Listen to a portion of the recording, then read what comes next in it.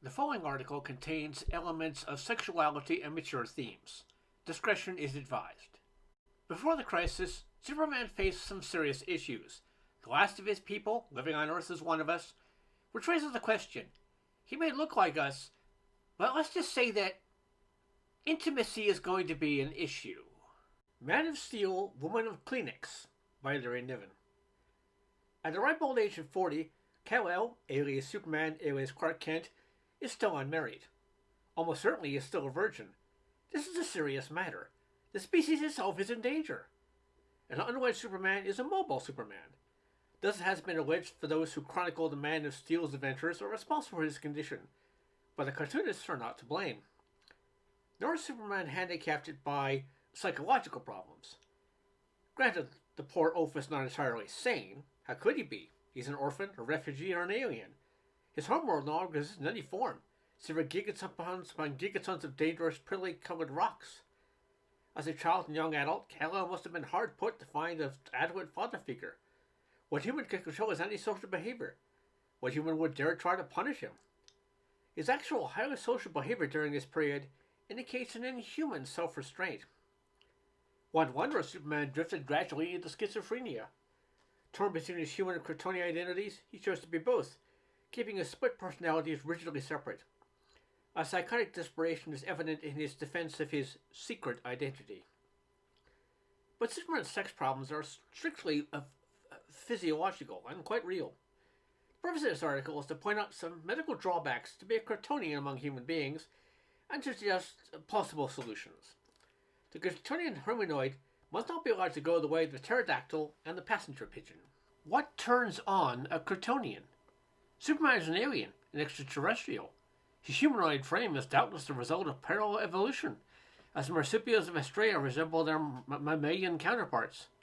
A specific niche in the ecology calls for a certain shape, certain size, certain capabilities, and certain eating habits. Be not deceived by appearance. Superman is no relative to Homo sapiens. What arouses Kal-El's mating urge? Do Kryptonian women carry some subtle mating cue at appropriate times of the year? Whatever it is, Lois Lane probably doesn't have it. We may speculate she smells wrong, less like a Kryptonian woman than a terrestrial monkey. A mating between Superman and Lois Lane would feel like sodomy, and would be, of course, by church and common law. A similar mating between Superman and a human woman, designated LL for convenience.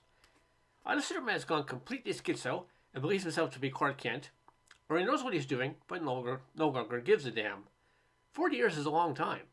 For Superman, it's been even longer. He has X-ray vision. He knows what he's missing. One should not think of Superman as a peeping Tom. A biological ability must be used. As a child, Superman may never have known that things had surfaces until he learned to suppress his X-ray vision. It means that people tend shamelessly to wear clothing with no lead in the weave. That is hardly Superman's fault. The problem is this. Electroencephalograms taken of men and women during sexual intercourse show that orgasm resembles a kind of pleasurable epileptic attack. One loses control over one's muscles. Superman has been known to leave his fingerprints in steel and in hardened concrete accidentally. What if he does a woman in his arms during what amounts to an epileptic fit? Consider driving urge between a man and a woman, the monomaniacal urge to achieve greater and greater penetration. Remember also we're dealing with Kryptonian muscles. Superman would literally crush LL's body in his arms while simultaneously ripping her open from crotch to sternum, gutting her like a trout. Lastly, he'd blow up the top of her head.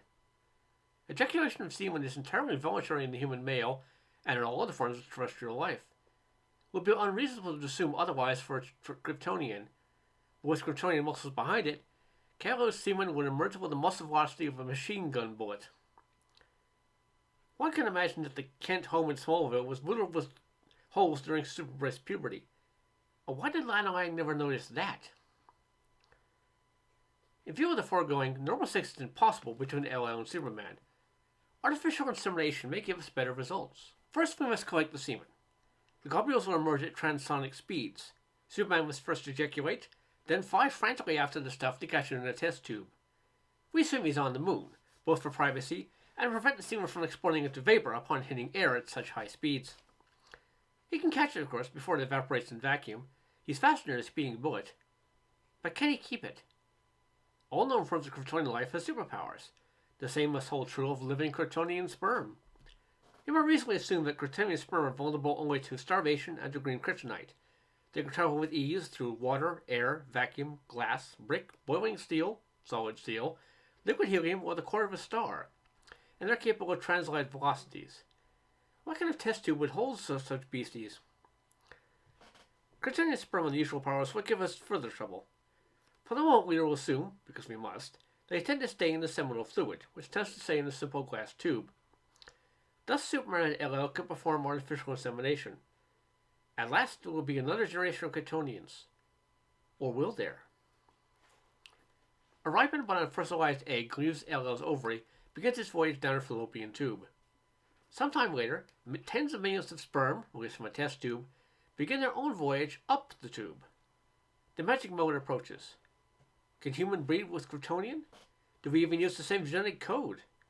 On the face of it, LL could be more easily bred with an eater of corn than with Kal-El. But coincidences do happen, if the genes match. One sperm arises before the others, penetrates the egg, forms a lump on its surface. The cell wall now signals to prevent other sperm from entering. When the now fertilized egg, changes take place, and 10 million Kryptonian sperm arrive slightly late. With a human sperm, they'd be out of luck. But these tiny blind things are more powerful than a locomotive. A thickened cell wall won't stop them. They will all enter the egg, putting it entirely in an orgy of microscopic gang rape. So much for artificial insemination. But Ella's problems are just beginning. Within her body, there are tens of millions of frustrated Kryptonian sperm. The single egg is now too diffuse to be a target. The sperm scatter. They scattered without regard to what is in their path. They leave curved channels, microscopically small. Presently, all will have found their way to the open air. This leaves Ella with several million microscopic perforations all leading deeper into her abdomen. Most of the channels will intersect one or more loops of intestine. Peritonitis is inevitable. Ella becomes desperately ill. Meanwhile, tens of millions of sperm swarm in the air over Metropolis. This is more serious than it looks. Consider, these sperm are virtually indestructible. Within days or weeks, they will die for lack of nourishment. Meanwhile, they cannot be affected by heat, cold, vacuum, toxins, or anything short of green kryptonite. And other forms of kryptonite. For instance, there are chunks of red kryptonite that make giants of Kryptonians. Imagine 10 million earthworm-sized spermatozoa swarming over Metropolis Beach, driving to fertilize the beach balls. But I digress. There they are, minuscule but dangerous, for each has supernormal powers. Metropolis is shaken by tiny sonic booms. Wormholes, charted by meteoric heat, sprout magically in all kinds of things. Plate glass, masonry, antique ceramics, electric mixers, wood, household pets, and citizens. Some of the sperm will crack light speed. The Metropolis night comes alight with a network of narrow, eerie blue lines of Cherenkov radiation. And women who Superman has never met find themselves in a delicate condition. Consider, Ella won't get pregnant because there are too many of the blind, mindless beasts. Whenever one sperm perches an unfertilized human egg in its panic, it will attack. How close is close enough? A few centimeters? Are sperm attracted by chemical cues? Seems likely. Metropolis has a population of millions, and a Kryptonian sperm could travel a long and crooked path billions of miles before it gives up and dies. Several thousand blessed events seem not unlikely. If the pubescent Superboy plays with himself, we have the same problem over Smallville. Several thousand lawsuits would follow. Not that Superman can't afford to pay. There's a trick where he squeezes a lump of coal into its allotropic diamond form. The above analysis gives us part of the answer. In our experiment in artificial insemination, we must use a single sperm. This presents no difficulty. Superman uses microscopic vision and a pair of tiny tweezers to pluck a sperm from the swarm. In his eagerness, the single sperm may crash through LL's abdomen at transonic speeds, wreaking havoc. Is there any way to slow it down? There is. We can expose it to gold kryptonite. Gold kryptonite, remember, robs the Kryptonian of all of his supernormal powers, permanently. Were we to expose Superman himself to gold kryptonite, we would solve all his sex problems, but it would be Clark Kent forever. We regard this solution as somewhat drastic. We can expose the test tube with seminal fluid to gold kryptonite, then use standard techniques for artificial insemination. By any of these methods, we can get LL pregnant without killing her. Are we out of the woods yet? Though exposed to gold kryptonite, the sperm still carries Kryptonian genes. If these are recessive, then LL carries a developing human fetus. There will be no more Superman, but at least we need not worry about the mother's health. But if some or all of the Kryptonian genes are dominant, can the infant use his X-ray vision before birth? After all, with such a power, he can probably see through his own closed eyelids. That would leave LL sterile. If the kid starts using heat vision, things get even worse. When he starts to kick, it's all over. He'll kick his way out into the open air, killing himself and his mother.